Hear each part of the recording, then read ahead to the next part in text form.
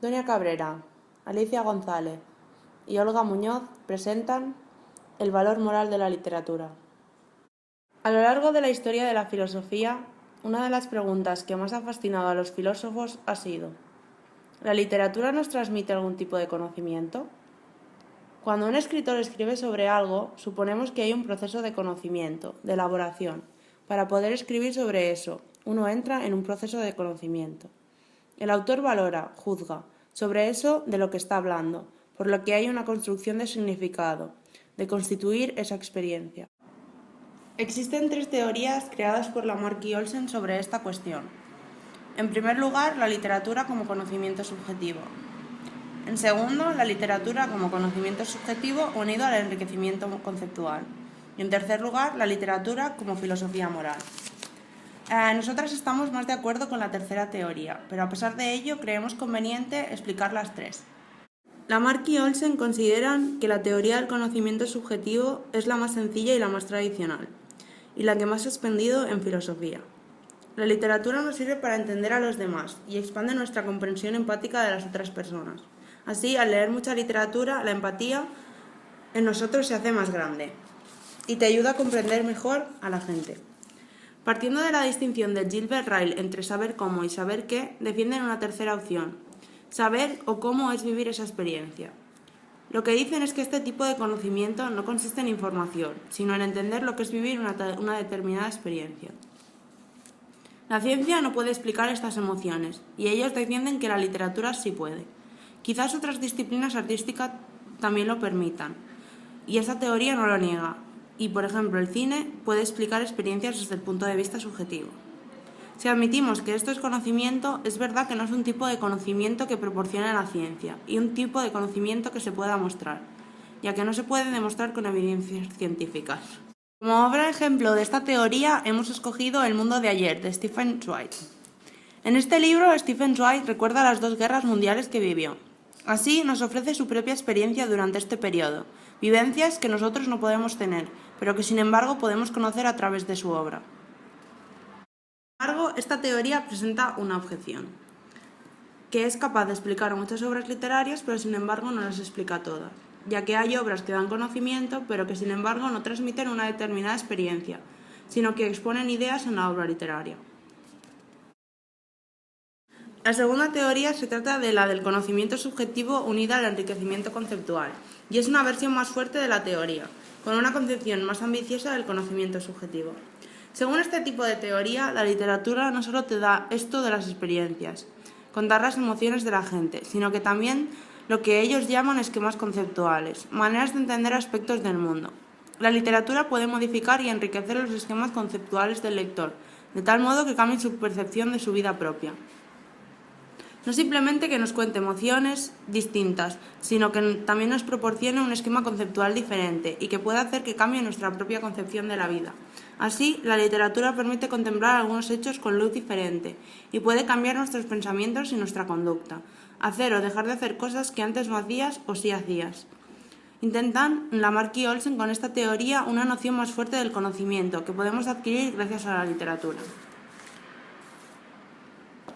Hemos considerado como ejemplo de esta teoría El mundo de Sofía, de Jostein Gaarder, que nos ofrece la experiencia de una niña que investiga el origen de unas cartas misteriosas que la llevan a un mundo donde descubre el origen y la historia de la filosofía. Pero también, gracias a esta historia, no solo conocemos esa experiencia subjetiva, sino que también adquirimos conocimientos. Sin embargo, los autores, una vez explicada esta teoría, encuentran algunos problemas. No les gusta esta teoría porque cuando dice que la literatura te hace llegar a una idea, esta concepción de cualquier cosa se podría adquirir por otros caminos. Si puedes llegar al mismo sitio por varios caminos distintos, ¿por qué la literatura es especial? Si aceptas esta teoría es porque la literatura aporta algo distinto. Esta teoría parece de entrada un poco más floja que la anterior, ya que la primera teoría defendía que el conocimiento que ofrece la literatura es de experiencias subjetivas, y eso sí es específico de la literatura. Para defender esto, los que están a favor de esta teoría defienden que la literatura comunica ideas de una manera diferente a como lo puede hacer la filosofía, porque las encarna en una historia particular. La literatura siempre usa casos particulares, mientras que la filosofía es mucho más abstracta. La literatura comunica ideas, igual que la filosofía, pero con esta diferencia. Trabaja con unos conceptos, un lenguaje distinto. Así, cuando pasamos de la primera a la segunda teoría, pasamos de la literatura como fuente de experiencia subjetiva a la literatura como un tipo de filosofía que comunica ideas y concepciones de la realidad desde lo particular. Así, los autores pasan a criticar esta segunda teoría porque queda subordinada a la filosofía y la pone a su servicio, convirtiendo a la literatura en un simple instrumento. La literatura como filosofía moral nos dice que, al leer una obra literaria, creamos problemas morales en la imaginación. Y esta nos ayuda a entender diferentes puntos de vista, y así entrenamos el razonamiento moral. Como estos problemas no nos afectan personalmente, somos capaces de analizarlos racionalmente, dejando de lado nuestros sentimientos. Así, somos capaces de realizar juicios morales según las circunstancias que se nos presentan. Para comprender esta teoría mejor, vamos a ver un ejemplo que demuestra que lo que podemos extraer de la literatura es un valor moral. Marta es una niña de 7 años, que en el cole tiene muchos amigos, pero desde el primer día hay un niño que es diferente y todos, incluida Marta, se ríen de él. A Marta lo que más le gusta del mundo es leer y su madre no deja de comprarle cuentos. El último ha sido El patito feo. Después de hacer los deberes, ha ido corriendo a leerlo. Una mañana, en una granja lejos de aquí, los huevos de Mamá Pata empezaron a romperse. Los patitos fueron saliendo poco a poco, llenando de felicidad a sus papás, pero uno de los huevos, el más grande de todos, aún no se había roto. Al cabo de unos minutos, el huevo empezó a moverse y salió el último patito de todos. Este era diferente, raro, era muy grande y de otro color. Mamá Pata, avergonzada por haber tenido ese patito tan feo, lo apartó de ellos mientras daba atención a los otros patitos. Patito Feo, que así es como lo llamarían desde ese momento, empezó a darse cuenta que allí no lo querían. A medida que pasaba el tiempo se hacía más feo y todos se reían cada vez más de él. Cansado y triste, un día decidió irse de la granja. El invierno llegó y con él el frío, el hambre y el miedo, pero sobrevivió a él. Cuando llegó la primavera, los días empezaron a ser más calurosos y Patito Feo empezó a sentirse más animado. Un día, al pasar por un estanque, vio las aves más hermosas que jamás había visto. Eran elegantes, delicadas y se movían como bailarinas por el agua.